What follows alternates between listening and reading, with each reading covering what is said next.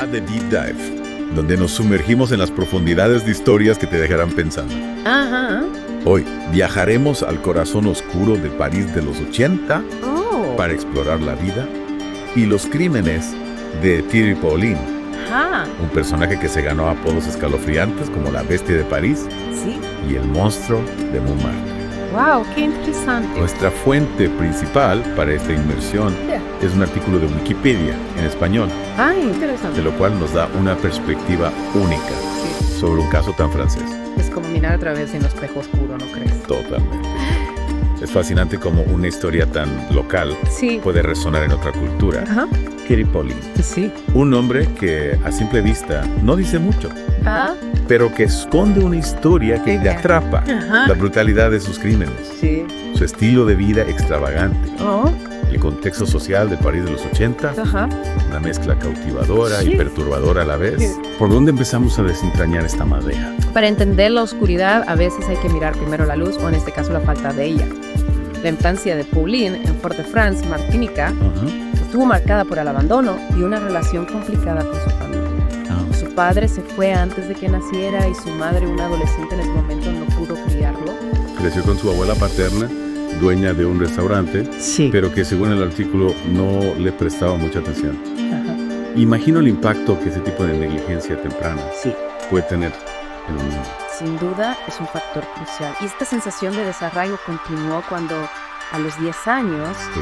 se mudó a Francia para vivir con su madre y su nueva familia. Ah. Le costó adaptarse, no le fue bien en la escuela Ah, y enfrentó mucho rechazo por su raza y orientación sexual. buscó un nuevo comienzo en el ejército, pero incluso allí se topó con la discriminación. Parece que siempre estuvo buscando un lugar al que pertenecer donde lo aceptaran. Una búsqueda que trágicamente dio un giro oscuro. Sí. Su primer encuentro con la ley fue por robar a una anciana a punta de cuchillo, Oh, wow. lo que le valió una sentencia suspendida. Pero esa era solo la punta del iceberg. Es como si ese primer crimen hubiera sido un punto de inflexión. Sí. El primer paso hacia un camino más oscuro. Ajá. Volvió a París para vivir con su madre y su familia, pero la relación seguía siendo tensa. Consiguió trabajo como camarero en Paredes Latín, un cabaret famoso por sus espectáculos de transformista.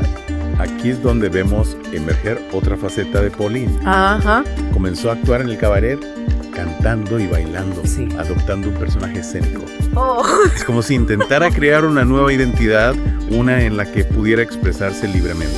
Hay un detalle conmovedor en el artículo. Sí. Su madre asistió a una de sus actuaciones, Ajá. pero se fue poco después de que comenzara. Wow. Me hace pensar en su relación, en la falta de aceptación que parece haber experimentado a lo largo de su vida. Esa sensación de rechazo, de ser un extraño, es sin duda un tema recurrente en su historia. Fue en Paradis Latin donde Pauline conoció a Jean-Thierry Maturin, quien se convirtió en su amante y cómplice. Juntos se entregaron a un estilo de vida impulsado por las drogas y la extravagancia, un marcado contraste con la oscuridad que se gestaba bajo la superficie. Una oscuridad que pronto estallaría. Ujú. En 1924, una ola de asesinatos aterrorizó París. Ah. Las víctimas eran mujeres mayores, Ajá. asfixiadas, Y sí. golpeadas, Ujú. incluso obligadas a beber limpiador de desagües. Oh. La brutalidad de los crímenes conmocionó a la ciudad. Lo escalofriante es que al principio las víctimas parecían aleatorias. Más tarde, Pauline confesó que elegía a mujeres que le parecían débiles. Es una visión inquietante de su psique, la lógica distorsionada que alimentaba sus acciones. Es difícil conciliar la imagen de Pauline, Sí. el artista carismático, Ah. pasando sus noches bailando y disfrutando de champán y cocaína con los horribles crímenes que estaba cometiendo. Y ese contraste es precisamente lo que hace que este caso sea tan cautivador. Así. Nos obliga a confrontar la dualidad de la naturaleza humana, la oscuridad que puede acechar bajo la apariencia más encantadora. Exacto. La pregunta es, ¿Cómo podemos comprender a alguien que podía llevar una doble vida tan extrema? ¿y esa doble vida, como era de esperar, no puede durar para siempre? Las tensiones con el padre de Pauline llevaron a un traslado temporal a Toulouse, una breve separación entre él y Maturin. Oh. Pero ni siquiera la distancia pudo frenar la violencia. No. A finales de 1985, los asesinatos se reanudaron en París. De nuevo, las víctimas eran mujeres mayores, Ajá. pero los métodos parecían haber cambiado, Sí. volviéndose más rápidos, Ajá. menos brutales. Es interesante notar ese cambio en el modus operandi. Podría sugerir una transformación en el estado psicológico de Pauline, tal vez una desensibilización a la violencia. O quizás, como comentabas antes, la presión de saber que la policía le pisaba los talones. Recordemos que había dejado huellas dactilares en algunas de las escenas del crimen. Exacto, un descuido que lo delataría más adelante. Pero antes de que la policía pudiera atraparlo, el destino le tenía preparada una jugada irónica. ¿Sí? En 1986, Pauline fue arrestado. No por los asesinatos, sino por agredir a un traficante de droga. Fue sentenciado a 16 meses de prisión. Imagínate la ironía, encarcelado por un delito menor mientras los crímenes más atroces seguían sin resolverse. Y fue durante este tiempo, tras su liberación, que Pauline recibió una noticia devastadora. Era VIH positivo. En la década de 1980, un diagnóstico de SIDA era prácticamente una sentencia de muerte. Debió ser un golpe terrible. La sombra de la muerte acechándolo en un momento en que su vida ya estaba sumida en la oscuridad. ¿Cómo reaccionó ante esa noticia? Su respuesta fue, en cierto modo, un último acto de rebeldía. Se embarcó en un desenfreno de gastos utilizando tarjetas de crédito robadas y el dinero de sus crímenes para disfrutar de una vida de lujo. Sabía que el tiempo se le acababa. Y quería exprimir hasta la última gota de placer antes de que la oscuridad lo consumiera por completo. Una especie de danza macabra con la muerte trágico y aterrador a la vez. Fue durante este periodo que cometió sus últimos asesinatos, culminando con el de Rachel Cohen y el brutal ataque a Berthe Finalteri, a quien dio por muerta. La supervivencia de Finalteri sería la perdición de Pauline. Recuperó la conciencia y pudo describir a su atacante a la policía, proporcionando una pista crucial que finalmente abriría el caso de par en par. Es como una escena sacada de una película, ¿no? El asesino derribado por la única víctima que logró sobrevivir. Y el momento de su detención, justo en su cumpleaños número 24, mientras celebraba en medio de su espiral de crímenes, es casi demasiado perfecto, demasiado irónico. Absolutamente. La fiesta había terminado en la oscuridad, finalmente lo había alcanzado. ¿Y qué pasó después?